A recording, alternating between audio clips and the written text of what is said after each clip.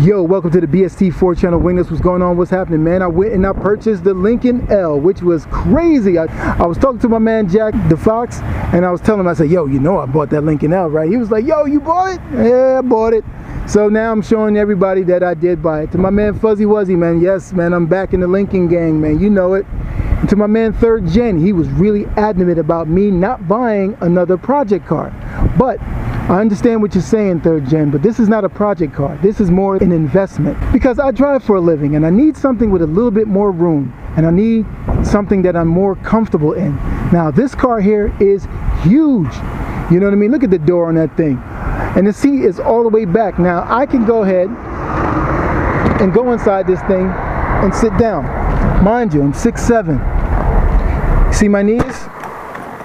My knees is, I got room, and that seat is all the way back, and it does have a DVD player.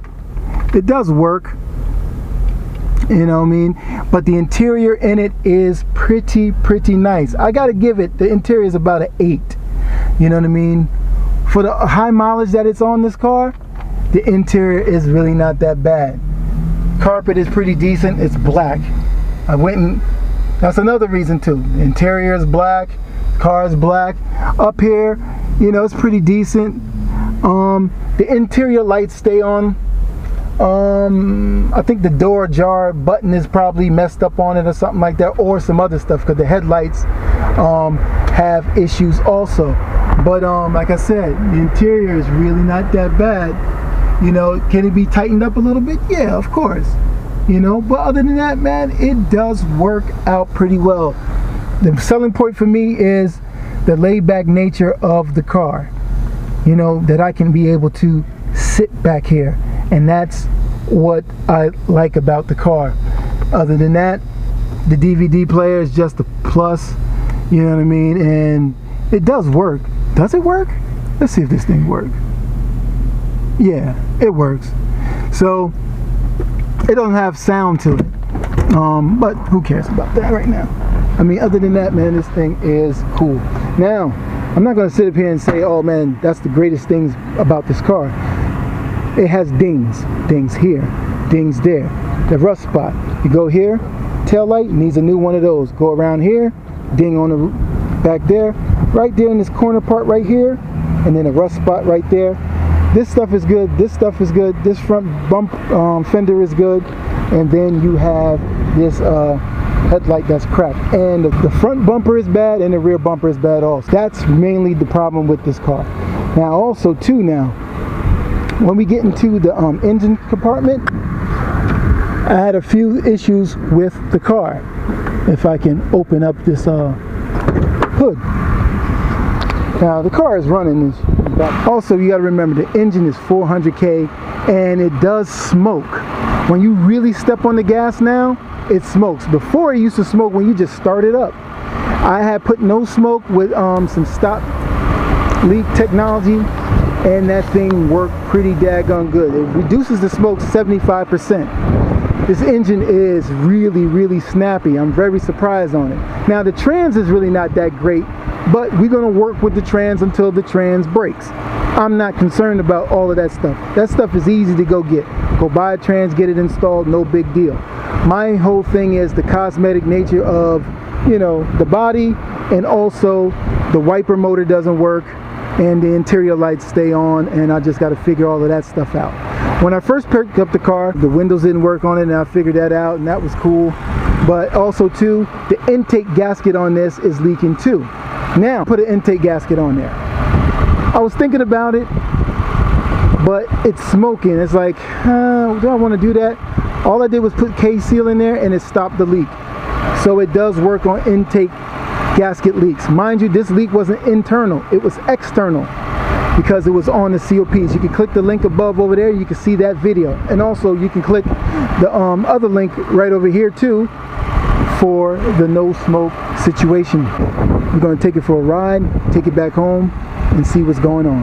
Drive is pretty okay. Now, you know, it needs an alignment. The car's been driven for like eons. I can feel the power steering. it needs a little something. You know, power steering pump is probably bad, or a line is leaking. Definitely need to change that. The engine is pretty healthy for 400,000 miles.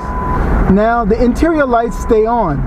It says the door is open, so that means that one of the door latch sensors are probably broken or some sort like that, but we could probably go ahead and fix that.